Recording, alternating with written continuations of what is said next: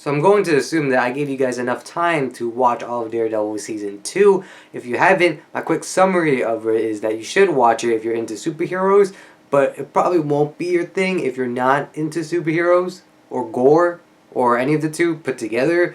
But yeah, if you are into those things, you should definitely watch Daredevil Season 2 because it's definitely better than Arrow. But if you haven't seen it and you need some opinions from another person, well, I'm here to give you those opinions. And if you have seen it, let me know what you thought of Daredevil Season 2. Do you agree with me? Do you disagree? Let me know all of it down in the comments below. But anyway, let's get started. What is up, ladies and gents? Nate here, bringing you my review for Daredevil Season 2. Now, Daredevil Season 2 is exclusively on Netflix. It's one of the Marvel Netflix series, and obviously it's the second season, the follow-up to Daredevil Season 1. And now Season 2 begins with our main character, Matt Murdock, aka Daredevil, doing his regular thing, being a lawyer at day, being a crime fighter at night, and he keeps on doing that until someone is going around town mowing, all of the bad gangs, the Irish, the bikers, another group of people that I don't remember off the top of my head, but he's killing them and they're bad guys. And this guy who's killing all of them has been given the nickname the Punisher, and the Punisher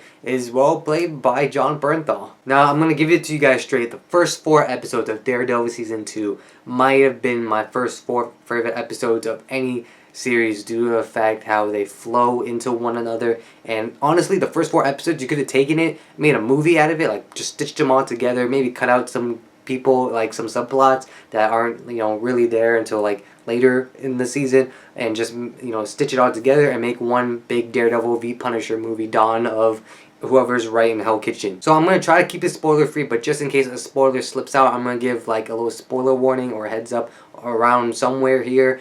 But Elektra, Matt's ex-girlfriend, comes into town and she needs his help. Why does she need his help? I'm not going to tell you because, again, spoilers, but they team up with one another and take down a lot of ninjas, and holy crap was it great. But where Season 1 had a bunch of thugs and guys dressed up in suits, working for the Kingpin, and we see Matt Murdock, the Daredevil, take them all down. In Season 2, we get, a bunch of, like the second half is like nothing but ninjas. Now the thing about Daredevil Season 2, at least compared to Daredevil Season 1, is that in Daredevil Season 1, all of the sub-stories, like all the subplots and the main plot, they eventually all connected to one another. But in Season 2, it's definitely 2 plots, 2 like different plots, and they just, keep on going, where season, like, one of them stops and ends with the season, while the other one just keeps on going and is probably going to lead up to Season 3. But in my personal opinion, I feel like the Punisher storyline was a lot better than the Elektra storyline that was going on. Like, even when the Punisher storyline was getting a bit, a tad bit slow, I still enjoyed it a lot more than the Elektra storyline. It's not saying Elektra storyline was bad, it was just wasn't as interesting because it got kind of repetitive. But moving on to the characters of Daredevil Season 2, honestly, I think Charlie Cox as Matt Murdock, aka the Daredevil, is great. It's kind of hard to tell when he's really in the suit, kicking butt and doing all of the martial arts and all of that whatnot. But overall, I feel like he's a pretty good Daredevil because he doesn't give off that chiseled chin look, that superhero look that like all the Marvel movie heroes have, but he gives that ordinary Joe look that's doing what he can to save his city. And Jon Bernthal as Frank Castle, aka the Punisher, was holy crap. Again, first 4 episodes, freaking he is so good. He's my favorite character from the Daredevil series, and all.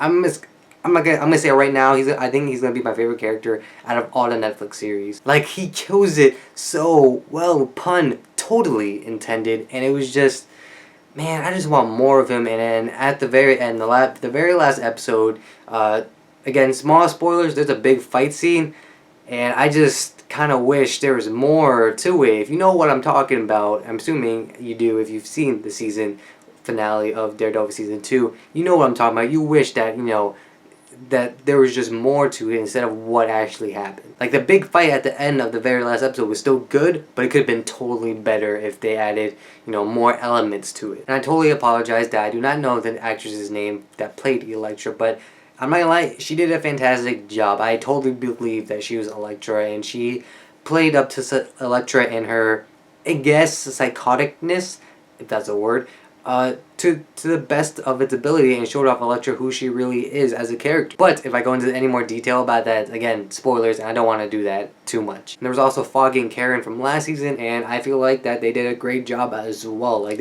Honestly, the acting in this was great, and I have nothing to complain about. But let's move on to the action sequences, and holy crap, all the action sequences in Season 2, they definitely stepped up their game with Season 1, and I thought Season 1 was fantastic when it came to action sequences.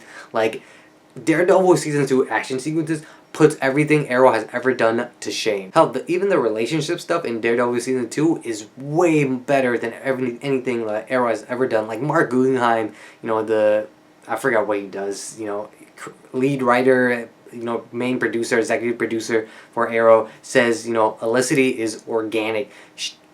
That crap ain't organic. The stuff in Daredevil is actually organic because you can actually see the characters bonding and whatnot. But again, the action sequences is non-stop. Like I said, you just see Daredevil taking down ninjas after ninjas and thugs after thugs, and it's fantastic. And you see that, he's not Captain America. He gets tired, You see his punches, they're not doing as well, and he's doing his best to knock them out. And then when it came to the Punisher and his gun and his killing people, it was like, oh my god, this is fantastic. Give me more. Like, after we get the Defenders out of the way, give me like a solo Punisher series. Hell, throw the Punisher in the Defenders. I just want to see that. Like, just imagine it's like Daredevil, Jessica Jones, Luke Cage, and Iron Fist, and freaking Punisher just all there. Just be like, haha, take that, ninjas, or whoever the Defenders are gonna fight. But the time has come to give you my grade for Daredevil Season 2. And my grade for Daredevil Season 2 is...